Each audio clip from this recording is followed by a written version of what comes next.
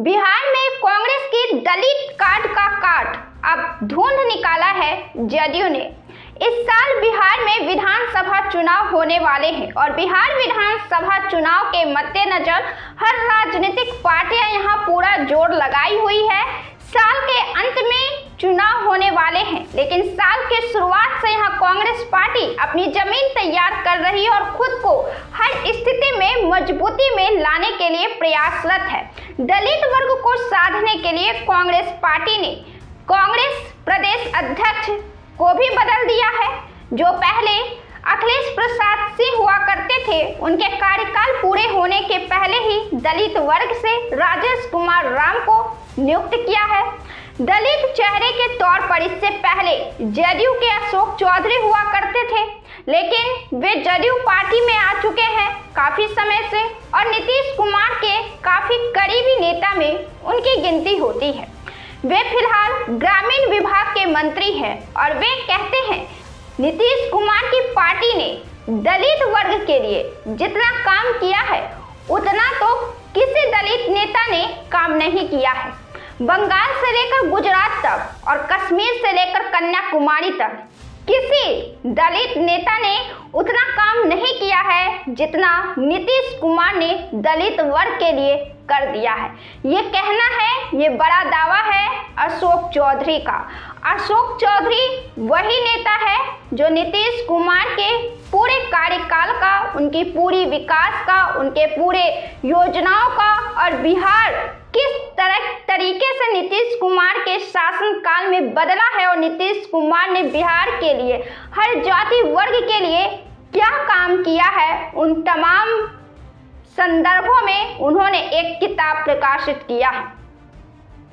आपको बता दें कि नीतीश कुमार ने जो बिहार में विकास कार्य किया है वह न केवल विकास कार्य के संदर्भ में शामिल होता है, बल्कि वह एक तरीके से नीतीश कुमार ने विकास कार्य के रास्ते एक अस्तित्व की पहचान को कायम किया है। उन्होंने पहचान दी है, अस्तित्व को कायम किया है। यही वजह है कि बिहार में नीतीश कुमार विकास पुरुष के तौर पर जाने तो जाते ही हैं, साथ ही नीतीश कुमार के साथ हर जाति वर्ग का एक खास कनेक्शन दिखता है। कोई नीतीश कुमार से शिकायत भी करते हैं तो उनका लहजा एक राजनेता की तरह नहीं होता है कि वे राजनेता से शिकायत कर रहे हैं। वे बिहार के गार्जियन हैं। लोग इस तरीके से ही नीतीश कुमार से शिकायत करते हैं, चाहे वे किसी भी जाति धर्म के हो और खासकर दलित, पिछड़ा, मुस्लिम समुदाय। बिहार की राजनीति में नीतीश कुमार ने दलित वर्ग के लिए कई काम किए हैं, काफी काम किया है, इसमें कोई अतिशयोक्ति नहीं है।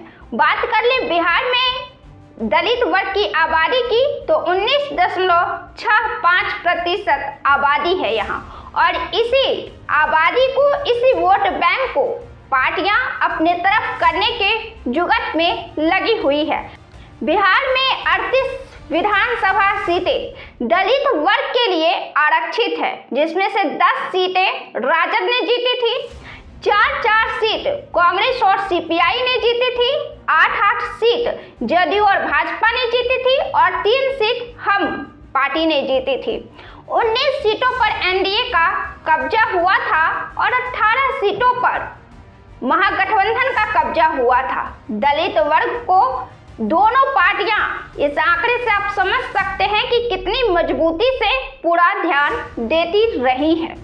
बात कर ले बिहार में दलित वर्ग के स्थिति में नीतीश कुमार के योगदान की, तो नीतीश कुमार ने बहुत सारे काम किए हैं दलित वर्ग के लिए।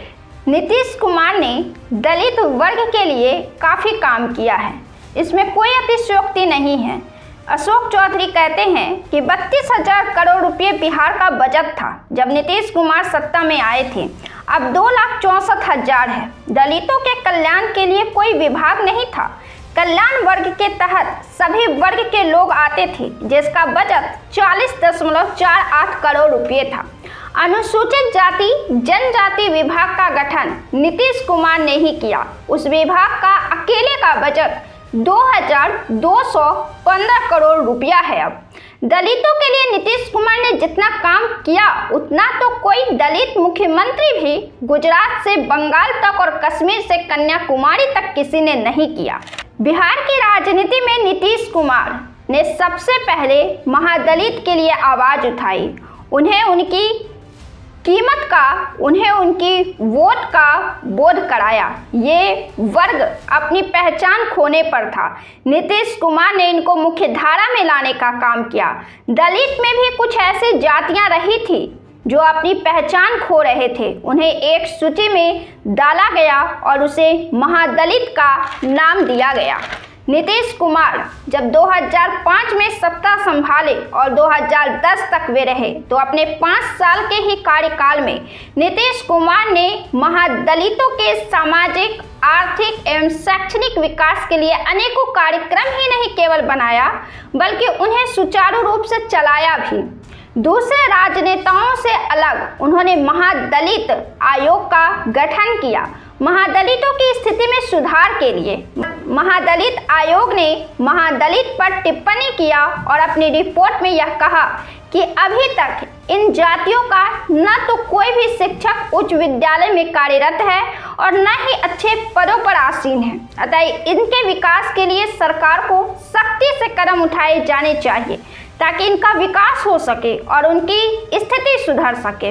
महादलितों तक सभी योजनाओं को पहुंचाने के लिए विकास मित्रा का उन्होंने गठन करवाया। महादलित के लिए 3 अरब का विशेष पैकेज दिया।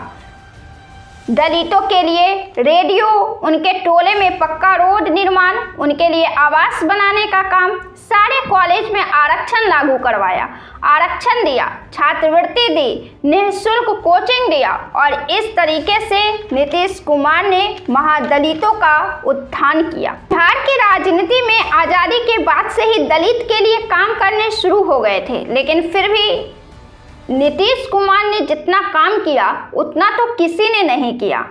बिहार सरकार ने शुरू से जो दलित के लिए काम किया था उनमें सबसे प्रथम काम था कि 13 नवंबर 1953 को यह निर्णय लिया गया कि राज्य स्तर पर जिन पदों पर सीधी भर्तियां होंगी उनमें 12% अनुसूचित जातियों के लिए आरक्षित रहेंगी। 1956 में बिहार सरकार ने एक अधिसूचना जारी की जिसके तहत 21 जातियों को अनुसूचित जातियों में रखा गया।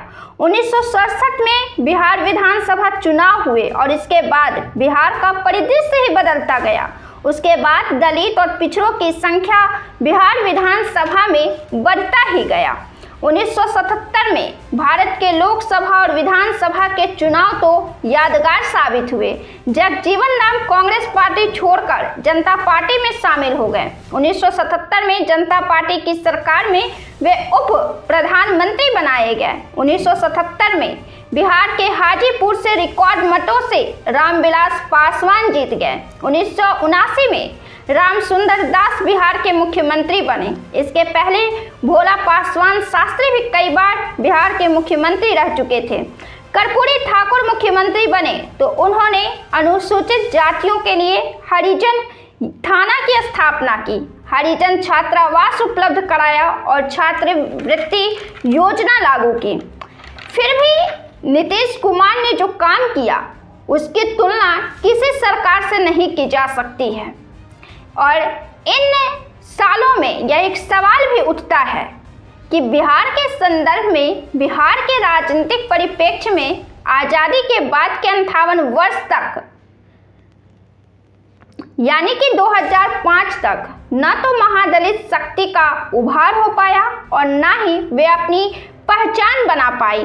तो ऐसी क्या परिस्थितियां रहीं जिनकी वजह से 58 साल देर हो गए दलितों के उत्थान में और विकास में। हालांकि आज के समय में दलित सामाजिक स्थिति में अपनी बराबरी तलाश रहे हैं और खोज रहे हैं।